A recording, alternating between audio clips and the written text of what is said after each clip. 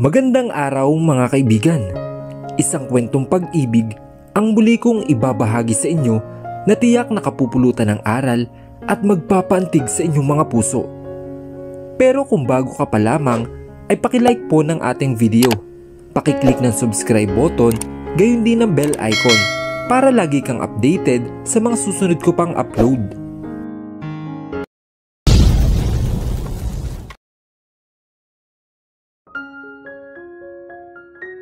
Narinig kong bumukas ang pinto at ang marahan nitong pagsara. Halos higipin ko ang paghinga para pigilan ang bumabaong kaba sa puso ko. Ngunit lumipas ang ilang sandali ay wala akong ingay na marinig sa paligid. Kaya marahan ako nagdilat at laking gulat ko na makita itong nakatayo sa aking harapan. Tanging tawil lamang ang suot nitong saplot. Bastos! Mabilis akong napatayo at mariing tinakpan ang namumulang mukha. You can use the shower if you want. May pinahanda na akong mga damit sa mga empleyado. Marahan lang niyang sinabi na parang wala akong nakita kanina. Hindi na, salamat na lang. Binaba ko ang kamay ko at nagpanggap na hindi apektado sa ayos nito kanina. He's now wearing a black shirt and still half naked. About what happened earlier, I just want to apologize for my action. He started with brows knitted so hard. Hindi mo dapat ginawa iyon. Buo ang boses kong sinabi. He took advantage of you.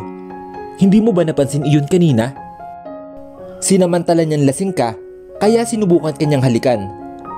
I watched how he's jaw working so hard in the dark of his eyes looking at me. Pero hindi mo siya dapat sinaktan. Besides, nagsasayaw lang kami. I said without a blink. So you mean, gusto mo ang ideyang hahalikan ka niya? Baka sa boses nito ang di makapaniwala sa aking sinabi. Of course not, I replied quickly. I don't buying it, he implored while shaking his head. Kumunot ang noo ko sa kaniya. Hindi pamilyar sa akin ang mga kinikilos at sinasabi niya. He's totally strangers to me. Hindi pa kami ganung magkakilala para pagsabihan niya ako ng ganito. You said I'm drunk and I have nothing to do with it. Isa pa, sino ka ba para pakialaman ako sa ginagawa ko? Sinubukan kong taasan ito ng boses. His lips twitched with grimace. The more I watch him, the more I get confused and shaky. Kung gagawin ko pala sa iyo iyon, wala ka ding magagawa para pigilan ako? He declared and took a step forward me na bigla kong ikinabahala. Answer me, Kalia, he now softly said. Marahan din niyang hinawakan ang baba ko at unti niyang itinaas iyon para magpantay ang mga mata namin. I'm running out of words to say. Hindi ko mapigilan na panginigan ang tuhod ko dahil sa nakakapaso niyang mga titig. He tilted his head a bit, trying to rake my eyes and search my soul. He slowly caressing my cheek at ilang beses ko nakitang umigting ang perpekto nitong panga at bahagyang paglunok habang dahan-dahang bumababa ang tingin sa aking mga labi. Sebi, I utter. Gusto ko itong itulak, ngunit bakit wala akong lakas na gawin iyon? He moved his head closer to mine and I stand in frozen from both fear and excitement. And the next thing I knew, he brushed my lips with his unfamiliar kiss. He gentle and teased. Maybe there's no fireworks or spark, but it's better than that. Pakiramdam ko ay umangat ang paa ko sa sahig. Mas lalo pang uminit ang halik na iyon nang gapusin nito ang maliit kong bewang. Wala sa sariling niyakap ko ang mga braso sa kanyang batok. And suddenly, he stopped as his mouth covered mine. Kalia, he sweetly said between his rapidly breathing. Nakita ko ang pag-aalab sa mga mata nito. And without hesitation, our lips united again. It seemed to travel through my veins and warm me. Naramdaman ko na lang ang lambot ng kamang sumapu sa akin. Hindi ko maiwasang lumabas ang impit na ungol sa pagitan ng kanyang mga halik. Dalang-dala ako sa init na hatid nito. Hindi ko rin alam kung bakit ko hinayaan ko siyang gawin ito sa akin. At hindi ko malaman kung bakit ko ito'y nagawa ng mga oras na iyon. Dala lang siguro ng alak.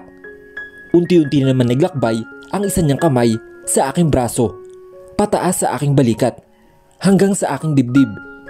Hindi ako handa sa sumunod niyang ginawa. I was lost in control. Hindi sapat ang suot ko para itago dito ang pilit niyang hinahanap. A sweet moan crashed to my lips when an insistent mouth was parting my tremble lips and it's sending wild tremors along my nerve. I was completely hypnotized, but he drew away quickly. Habol namin pareho ang paghinga habang titig na titig ito sa akin. I'm sorry, Kalia. Aniya sa pagitan ng maras na paghinga. I swallowed hard and bit my lip hard. Pakiramdam ko ay naliit ako sa kanyang sinabi. Parang gusto kong bumangon para sampalin ito, ngunit tila nawalan ako ng lakas nang tuluyan na itong lumayo sa akin. Dito ka na magpahinga. Sa kabilang silid na lang ako. Hindi na ako nagsalita at wala sa loob na sinundan na lamang ito ng tingin na siyang palabas na ng silid. Bumangon ako para mabilis na isara ang pinto at nilubog ang sarili sa kama. What have you done, Kalia? Ukol ko sa sarili ko bago tapikin ang sarili kong noo. Kinabukasan, nagising ako sa malamig na hangin na dumarampi sa aking pisngi. The sun was already rising from the ground. The sweet hummingbirds and the cold ocean breeze greeted me. Sinulyapan ko ang breakfast na nasa side table kung saan may nakaipit dong isang maliit na note na may kasamang pulang rosas. Naglakad ako patungo sa may beranda at binasa ang sulat na nakalakip doon. Good morning, Kalia. Again, I'm sorry for what I did last night. Eat your breakfast. I'll be busy today. Enjoy the good weather and I'll be back at lunch. Sebi. Isang ngiti ang sumilay sa aking labi at bahagyang inamoy ang rosas na aking hawak. The cold onshore breeze blew right through my skin. The season of the waves suit me. Parang gusto kong mamalagi na lang dito at takasan ang magulong mundo. Pinili kong kumain sa may beranda habang nakatanaw sa magandang view ng isla. Napansin ko na may nakahanda na ring damit para suotin ko. Isang dress na kulay yellow at medyo hapit sa bewang. May isa ring flat sandals na kulay puti at isang pares ng undergarments. Agad na nag-init ang dalawang pisngi ko. How does he know my size? Nanginginig ang kamay ko habang hawak ang pulang underwear. Nang makapaligo ay hindi pa rin nawawala ang pamumula ng mukha dahil sa naging resulta ng damit na bigay niya. Para kasi itong sinukat sa akin. Ilang beses pa ako nagpaikot-ikot sa harap ng salamin bago na pagpasyahang lumabas ng naturang suit. Pagbukas ko pa lamang ng pinto ay ang mapanuring mata ng empleyado ang bumungad sa akin. Hindi ko tuloy maiwasang makaramdam ng hiya sa mga ito dahil hindi lingid sa kanila kung kaninong suit ang nilabasan ko. Good morning po, ma'am. Bati sa akin ng isang babae na makabawi sa pagkagulat. Good morning, I greeted back. Diretso lang din ang tingin ko bago lampasan ang mga ito na halos mabali na ang leeg kakalingon sa akin. Pinasya kong maglakad-lakad sa dalampasigan dahil sa ganda ng panahon. Masarap sa pakiramdam ang paglubog ng mga paa ko sa malambot na buhangin habang hawak-hawak ang sandals na hinubad. Ilang sandali ko pang pinagsawa ang mata sa magandang tanawin bago pinilang maupo sa lunch. Kalia. Mabilis ang naging pagdilat ko para sinuhin ang tumawag sa akin. Jenny? I surprisingly said. Bumangon din ako mula sa pagkakahilig sa lunch bago ngumiti dito. Natandaan niya si Jenny. Ito yung babaeng nakasabay sa kanila ni Lisel habang kumakain sila sa mall kasama si Sebi. Ikaw nga. Kasama mo na ba dumating si Lisel dito ngayon? Agad niyang tanong. Nakasuot ito ng pulang maxi dress at malaking sunhat. Hindi. Nauna na ako dito. Oh, I see. Paano? Iwan muna kita. Cause I'm looking for Sebi. See you around. Sandali muna itong hinagod ang kabuuan ko bago ako talikuran. I lightly shook my head. Hindi na ako magtataka kung bakit patay na patay ito kay Sebi. Inaamin ko, maging ako ay attracted din sa kanya. Ngunit tama bang maramdaman ko ito nang mas maaga sa inaakala ko? Muli akong umiling. No, this can't be happening, Kalia. Masyado yatang maaga kung may mararamdaman ako para sa kanya. Humugot muna ako ng malalim na paghinga bago maisipang tumungo kung saan gaganapin ang beach wedding ni Lisel at Darwin. Busy ang mga tao sa pag-aayos ng mga dekorasyon sa gaganaping kasal. Halatang binubusingsing maigi ang bawat detalye. This is actually one of my biggest dream. Ang ikasal sa malaparaisong lugar. Gusto ko yung tatatak sa isip ng mga tao at mag-iiwan ng masayang alaala. Ngumiti ako ng mapait. Siguro nga ay hindi si Angelo ang nakatadhana sa akin. Marahil ay may ibang mas deserving nitong pagmamahal ko. Kalia! Isang boses mula sa malayo ang pumukaw sa naglalakad kong isip. Samantha? Kumusta ka? Nilungunan ko ang pinsan ni Lisel na palapit sa akin. Naku, mukhang malapit na lumabas iyan ha? Bati ko at bahagya akong hinaplos ang tiyan nitong malaki bago sulyapan ang asawa nitong si Andre. Oo nga, at ang likot na niya sobra. Halos di na ako makatulog sa gabi eh. Aniya sa akin bago ngumiti. Are you with Tito Franco? Tanong naman sa akin ni Andre buhat ng makalapit. Hindi, mag-isa lang ako. Hindi ko naman pwedeng sabihin na kasama ko si Sebi at doon ako natulog sa suit niya kagabi. Baka kasi kung ano pa ang isipin nito sa amin. Sige, mauna na muna kami. Medyo pagod kami sa biyahe. Ani ni Samantha sa akin bago ako hinalikan sa pisngi. Okay, see you around, I quickly said. Tulad ng mga ito ay pinasya kong bumalik na sa hotel para magpahinga na rin. Binabagtas ko ang pathway kung saan tinutunto nito ang hotel. Nang malingunan ko si Sebi mula sa malayo. He's busy chatting with someone. Mula sa pwesto ko ay mali ko ito na pagmamasdan. His smile makes my heart jump and those sexy lips made me gasp. I bit my lower lip and slowly rigged my eyes at his whole God-shaped body. He's wearing a white long-sleeve polo that lightly pulled up to his elbow. His black pants indicate his maturity. And his Oxford shiny shoes that never fails to impress me. Halos manghina ang dalawang tuhod ko nang bumaling ito sa akin ng tingin. I held my breath for a while as we staring back at each other. Napansin ko na nagpaalam ito sa kausap niya bago pumihit ng lakad patungo sa direksyon ko. I hesitantly look away. Gusto ko sanang didmahin ang paglapit niya, ngunit nagtaksil sa akin ang aking mga paa. Hi! He greeted with a soft smile on his face. Hello! I shuddered and didn't even bother to look at him in the eye. How's your breakfast?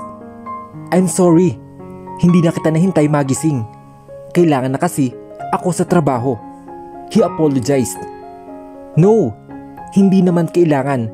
Saka, masarap naman ang breakfast, kaya okay lang, I shyly said. Bagaman hindi ko pa nakakalimutan ang ginawa nito sa akin kagabi, kaya hindi na ako nagsalita pa.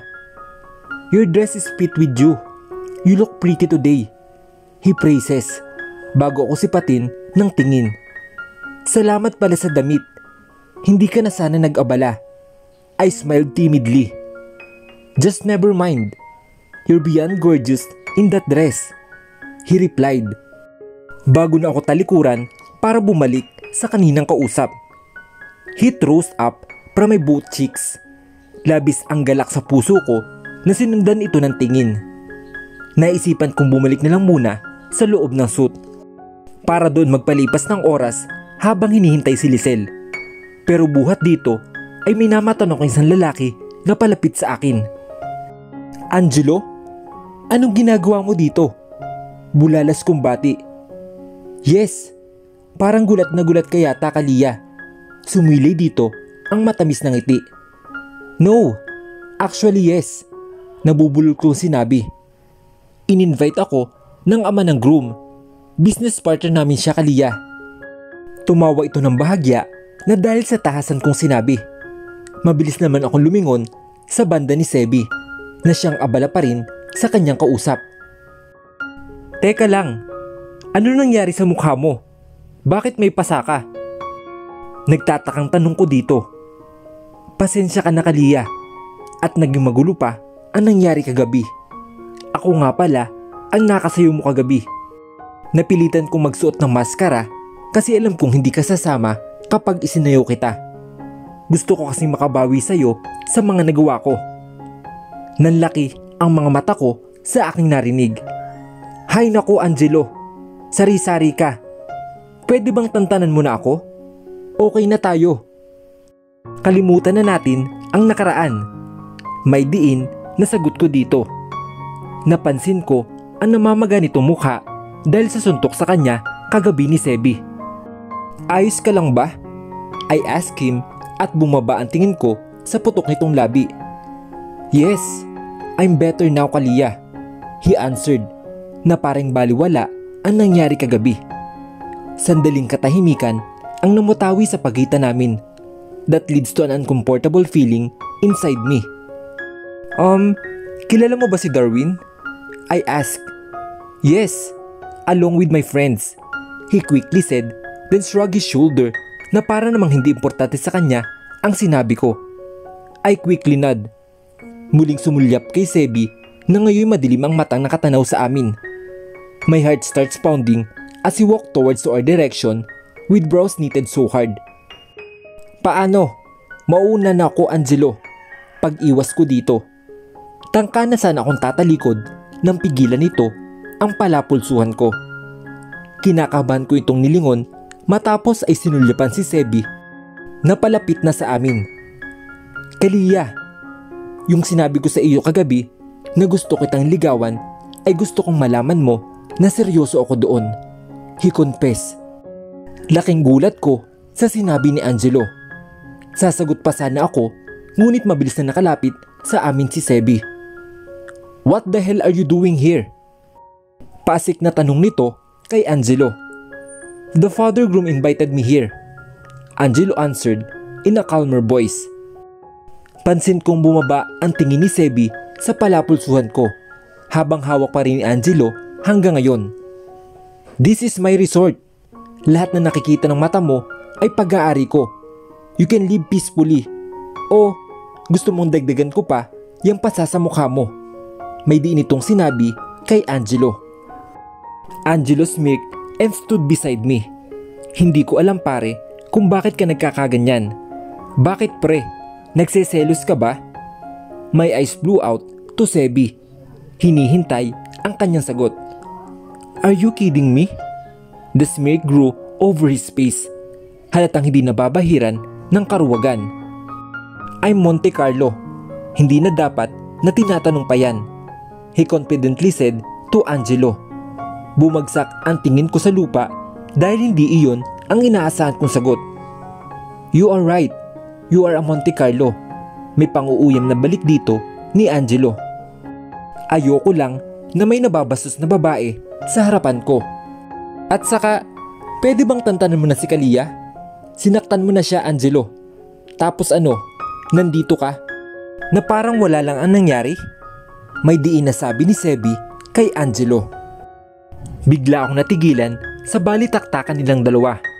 Hindi ko alam kung ano ang nangyayari at kung ano ang aking mararamdaman ng mga oras na iyon. Parang ako ay naipit sa sitwasyong iyon.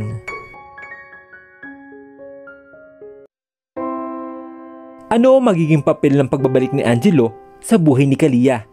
Gayong binura na ito sa isipan niya. Totoo na nga kaya ang pagmamahal ni Sebi kay Kalia base sa kinikilos nito at ipinaparamdam sa kanya? Ano ang naghihintay na kapalaran sa buhay pag-ibig ni Kalia? Sabay-sabay po nating tunghayan sa susunod na kabanata ng ating kwento. Hanggang sa muli, mga kaibigan. Paalam!